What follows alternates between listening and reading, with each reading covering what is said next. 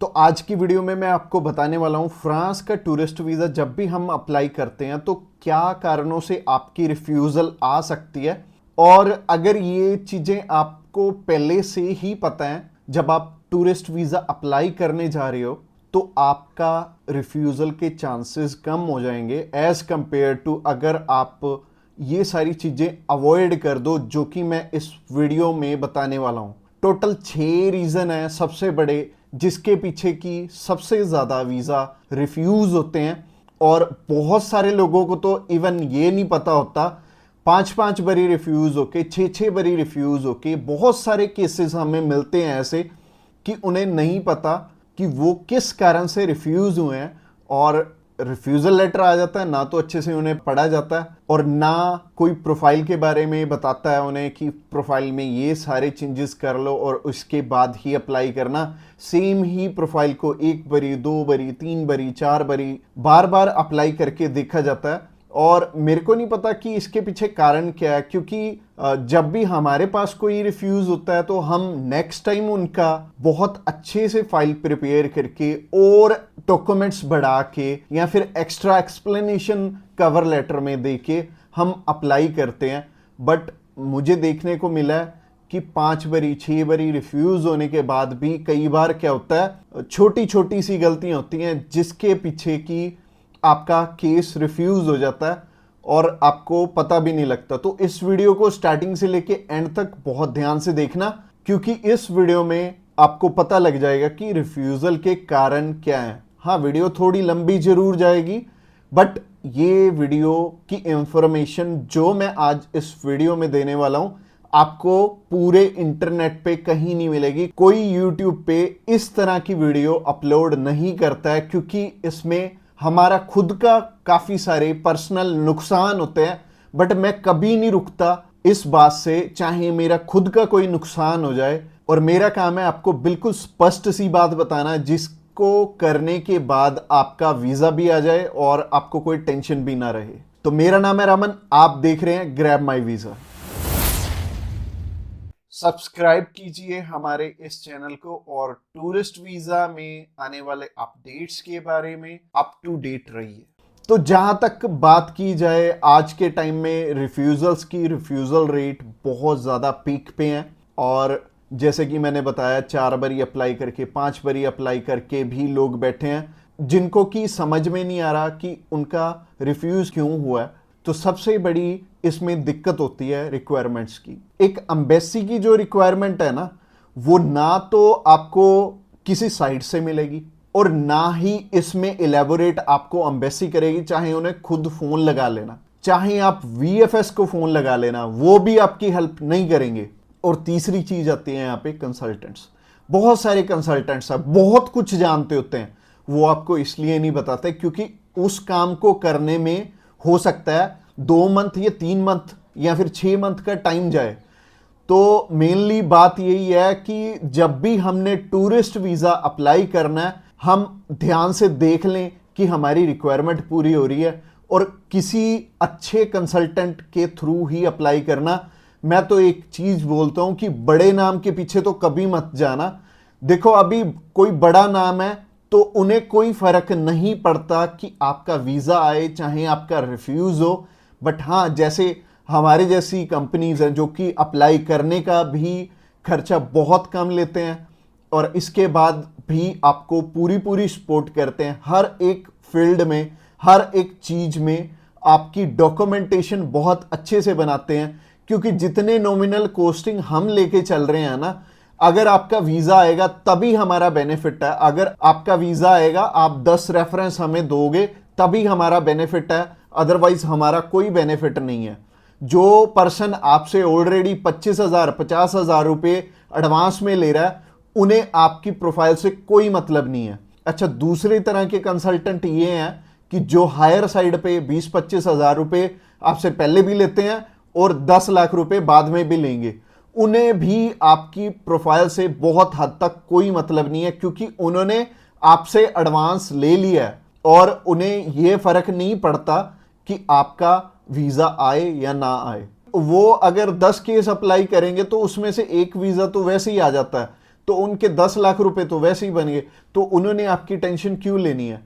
तो सिंपल सी बात है, मैंने आपको अपना मोटिव बता दिया है कि हम रिक्वायरमेंट आपकी अच्छे से क्यों फुलफिल करवाते हैं जब भी आपने टूरिस्ट वीज़ा अप्लाई करना होता है, क्योंकि हमें आपसे बहुत कम पैसे मिलने हैं। अगर आपका वीज़ा नहीं आएगा, आपसे हमें रेफरेंस नहीं मिलेंगे, तो हमारा फायदा ही नहीं है इस काम में आने का। इसके अलावा पहला रीजन तो हो गया जो कि रिक्वायरमेंट के ऊपर है, कि रिक्वायरमेंट अपनी बहुत अच्छे से समझ लेना और पूरी कर लेना, तभी वीजा अप्लाई करना। और दूसरा रीजन है कि आपके फाइनेंशियल डॉक्यूमेंट्स बहुत अच्छे से फुलफिल नहीं हुए होते। तो फाइनेंशियल डॉक्यूमेंट्स अगर अच्छे से पूरे नहीं होंगे तो एम्बेसी आपको वीजा, आप ही बताइए, कैसे देगी? उन्हें एक प्रॉपर प्रोफाइल चाहिए, उन्हें ऐसी प्रोफाइल चाहिए कि स्टेप बाय स्टेप आपके सारे डॉक्यूमेंट्स आपस में मैच कर रहे होने चाहिए। जैसे कि आपका जो ऑक्यूपेशन है, वहां से आपकी कितनी मंथली इनकम आ रही है, और क्या वो उसी प्रोफेशन से इनकम आ रही है आपकी, और आपके फाइनेंशियल्स आपस में मैच कर रहे होने चाहिए, तभी आपका वीजा लगेगा। तो अगर आपको नहीं पता है कि आपके फाइनेंशियल मैच कर रहे हैं या नहीं कर रहे, तो आप क्या कर सकते हैं, आप अभी हमें कॉल कर सकते हैं, आप जान सकते हैं कि आपके फाइनेंशियल अच्छे से मीट कैसे होंगे। और कॉल तो आप इस वीडियो के एंड में ही हमें करना, क्योंकि आगे जो रीजन है वो भी बहुत स्ट्रॉन्ग रीजन है कि आपका वीजा इन इन कारणों से भी हो सकता है। प्रोफाइल का तो मैंने आपको बता दिया कि आप हमें कॉल कर लेना। इसके अलावा जो तीसरा सबसे बड़ा रीजन है वो है कि आपके यहां पे इंडिया में टाई स्ट्रॉन्ग ना होने, यानी कि इंडिया में आपका कोई ऐसा रीजन नहीं है कि आप वापस लौट के आओ। जैसे कि मैरिड है अगर कोई, तो उनकी वाइफ उनका रीजन बनती है वापस आने का, और अगर कोई अनमैरिड है उसको थोड़ी सी प्रॉब्लम ही आती है। बट इसका भी सोल्यूशन है कि आप बेटर है, अगर आप 20-21 साल के हो, 22 साल के हो, तो बाहर जाने के लिए मैरिज तो करोगे नहीं, तो कर क्या सकते हो, आप अपनी मम्मी या फिर अपने पापा में से किसी एक जने को अपने साथ में अप्लाई करवा लो। इससे क्या होगा कि अगर मम्मी आपके साथ जा रही हैं, आपका नहीं है वापस आने का स्ट्रॉन्ग रीजन, बट उनका बन गया, तो उनके चक्कर में आपका भी वीजा आ जाने वाला है। तो आप कर क्या सकते हो, या फिर मम्मी या फिर पापा को अपने साथ में अप्लाई करवा लो, तो ज्यादा अच्छा रहेगा, आपका भी टाई स्ट्रॉन्ग हो जाएगा। तो तीसरा रीजन हो गया। रीजन नंबर 4 की तरफ बढ़ते हैं। और जो चौथा रीजन है वो ये रीजन है कि आप यहां पे घूमने के लिए जा रहे हो, आपका पर्पस मैटर करता है। जब आप कवरिंग लेटर बना रहे हो, तो कवरिंग लेटर ये तो आपके हाथ में नहीं है, ये तो आपके कंसल्टेंट के हाथ में है कि आपका पर्पस बहुत ज्यादा स्ट्रांग होना चाहिए, तभी आपको एक कंट्री वीजा देगी। और वीजा उन्हीं को मिलेगा, लाखों लोग अप्लाई करते हैं जिनका की एक पर्पस होगा, जिनका एक कारण होगा बाहर जाने का। वीजा सिर्फ उन्हें ही मिलने वाला है जिनका एक रीजन बहुत ज्यादा स्ट्रांग होगा। तो रीजन बहुत ज्यादा आपका स्ट्रांग बनाएंगे अगर आप हमारे थ्रू अप्लाई करेंगे। तो ये चौथा कारण था आपका वीजा रिफ्यूज होने का, और ये 4 कारण ही हैं जो सबसे बड़े रिफ्यूजल के आपके चांसेस बनते हैं। जिन कारणों के पीछे, ये चारों चीजें अपनी ठीक कर लो। और जैसे मैंने पर्पस में बताया, पर्पस आपका बहुत ज्यादा स्ट्रांग हो जाएगा अगर आप हमारे थ्रू अप्लाई करेंगे। तो अगर आप हमारे थ्रू अप्लाई करना चाहते हैं, आप जानकारी लेना चाहते हैं कि आपके रिक्वायरमेंट पूरी है, क्या आपके फैमिली टाइज स्ट्रांग है, तो आप अभी हमें कॉल करके पता कर सकते हैं कि क्या आपकी रिक्वायरमेंट अच्छे से पूरी है, क्या आपके फाइनेंशियल डॉक्यूमेंट जो कि सबसे ज्यादा इंपॉर्टेंट है आपस में मैच कर रहे हैं। इसके अलावा जो तीसरा कारण था वो था आपके फैमिली टाइज कितने स्ट्रांग है। इसके अलावा चौथा कारण है कि आपका पर्पस हम कितना स्ट्रांगली लगाएंगे, इसके ऊपर आपका वीजा डिपेंड करेगा। और वीजा चाहे आप फर्स्ट टाइम अप्लाई कर रहे हो, चाहे ऑलरेडी आपके 1 रिफ्यूजल है, 2 है, 3 है, 4 है, जितनी मर्जी आपकी रिफ्यूजल्स हैं, मैटर नहीं करती। हमारे पास बहुत सारे लोग आते हैं, एक पर्सन का हमने अप्लाई करके दिया था और उनका टोटल 12 बार रिफ्यूज था, 13th टाइम उनका वीजा आया था। और मोस्टली लोग 1 बारी, 2 बारी, 3 बारी, तो बहुत सारे लोग रिफ्यूज होते हैं। कई लोग तो 4-4, 5-5, 6-6 बार रिफ्यूज होते हैं। इवन उन्हें ये नहीं पता लगता कि हम करें तो करें क्या, वीजा तो हमें लेना है, और लेना भी बिल्कुल सही मायने में है, एक्स्ट्रा पैसे दे के नहीं लेना।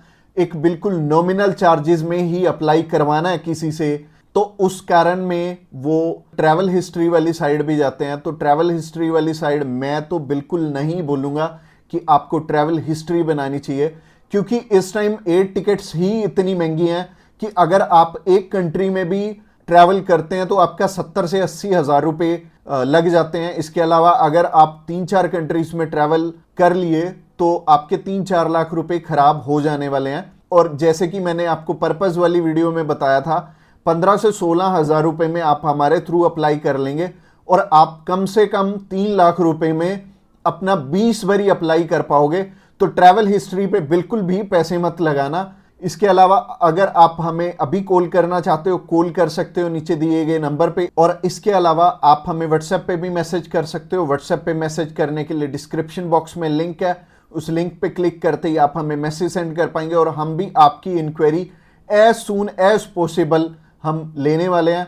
और हमारी टीम्स ऑफ एक्सपर्ट्स हमेशा रेडी है और वो सारे टीम मेंबर्स को पर्सनली मैंने ही ट्रेंड किया हुआ है और आपकी हर एक ज़रूरत को वो समझेंगे और फिर उसी अकॉर्डिंग आपको गाइड करेंगे। और आपको बिल्कुल भी टेंशन नहीं लेनी, जब भी आपने वीज़ा अप्लाई करना है आप हमारे थ्रू ईजिली कर सकते हैं। अगली वीडियो हमारी सी टाइप के वीज़ा के ऊपर रहने वाली है कि सी कैटेगरी में बहुत सारे हमारे पास ऑप्शन होते हैं अलग अलग, जिनके थ्रू की वीज़ा अप्लाई करने में हमारा पर्पस बहुत स्ट्रॉन्ग हो जाता है। तो सी टाइप में जैसे कि बिजनेस वीज़ा हो गया, स्पोर्ट्स वीज़ा हो गया, कल्चर वीज़ा हो गया, मेडिकल वीज़ा हो गया, तो ये सारे वीज़ा के बारे में हम बात करने वाले हैं, जो कि हमारी नेक्स्ट वीडियो रहने वाली है। तो आपने क्या करना है, हमारी नेक्स्ट वीडियो को भी जरूर ध्यान से देखना। Thanks a lot for watching this video till the end और मिलते हैं किसी बढ़िया सी वीडियो में नेक्स्ट टाइम।